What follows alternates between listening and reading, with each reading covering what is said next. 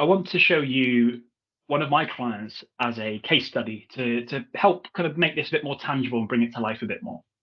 So Angela's name is changed, and that's not her real picture, but the rest of this situation is true. Angela came to me when she was 60. She earned 38,000 a year working for the local authority and was hoping to retire at 63 to tie in with when her local authority pension starts. When we first started working together, the first thing I did to her is to say to request your state pension statement, and it showed that she would get a full state pension at age 67. I also asked her to look at her spending, and it came to around £30,000 a year, typically, as to what she spends now. In the background, she's got a local authority defined benefit pension, which I mentioned starts at 63, and this is going to give her 20,000 a year.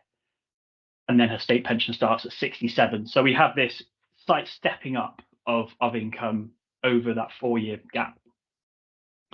Angela's concerned that she won't have enough income from age 63 until her state pension starts at 67. And even thinks that she might have a small income need each year thereafter once her state pension starts. She also told me that she would love to take her family on a cruise to the Caribbean and to Disney. Her husband died a few years ago, so Angela wants to have a once-in-a-lifetime trip with them to mark her retirement and enter in an exciting next stage of life.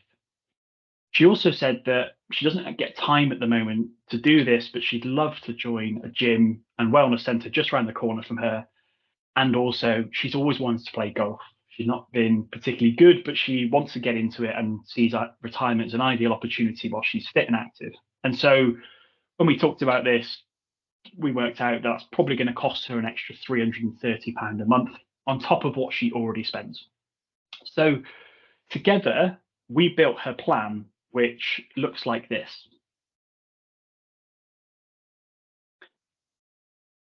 There's quite a few different colors going on the screen here, so I'll explain what's happening.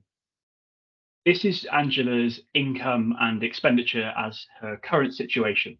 So what you can see here is that her expenditure is the black line, and work that she does currently that she's planning to stop. You can see the ages down the bottom here. She's planning to stop at 63. You can see that income stops.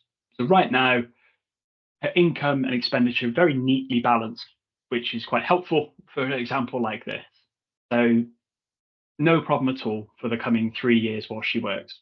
Equally, she's not really saving much either, but in the background, she's building up her pension that's going to start at 63. And you can see if she steps away at 63, then this salary block is replaced by her local authority pension.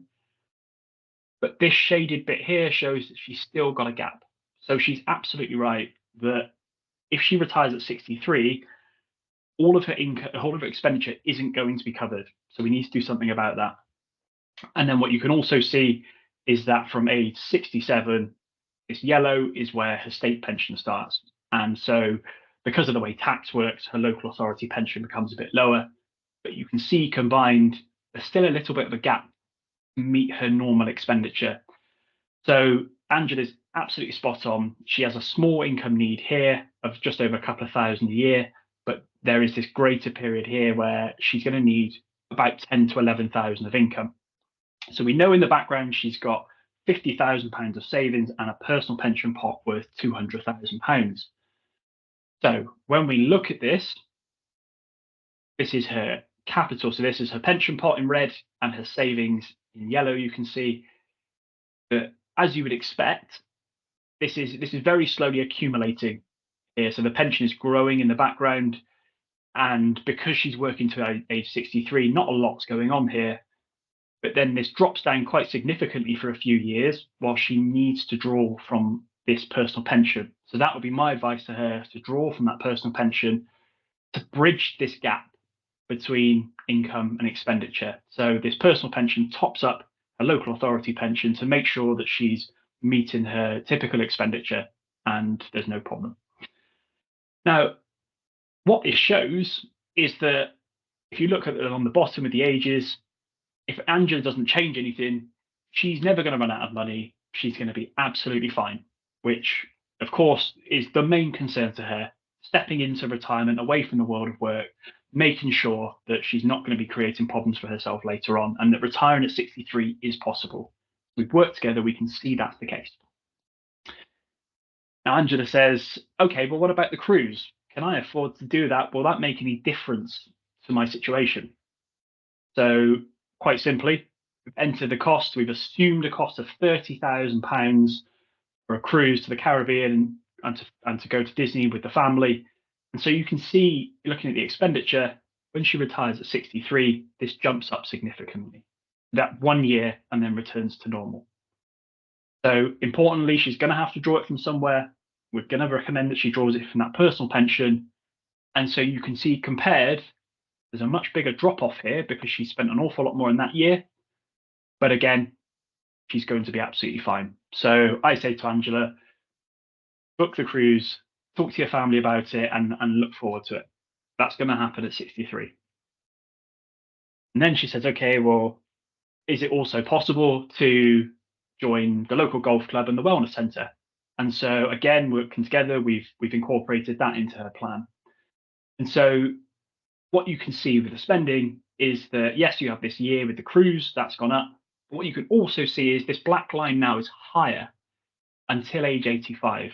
So when we talked about it in more detail, her joining the golf club and the wellness centre, using reasonable assumptions, it's probably not likely she's going to want to do that after her mid 80s. She might, but for the purposes of drawing a line in the sand and seeing if it's achievable, that's what we've agreed. And so then her expenditure drops off again after 85.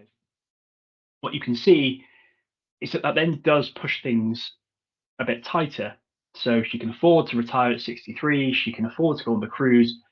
But if she continues to spend that way until her mid 80s, then this suggests that her money's going to run out at age 90, possibly. Now, in reality, what would actually happen working together with Angela on an ongoing basis is we would get together every year to see how is the underlying pension and savings performing? What level is inflation? Is your income from your pensions enough, or do you need to draw more, or can you save a bit more? And if so, this picture might change as time goes on. But what will end up happening is that if it gets too tight, then it may well be that around this period here, we start to talk about cutting expenditure a little bit, or how she could potentially draw income, additional income from, say, her property, for instance. So Angela now knows that, yes, I can go on the cruise. That's the most important thing. I'd love to join the health and wellness centre, but if I do, it's going to mean that I run my money down further. So I have to be careful and continue to track that as time goes on.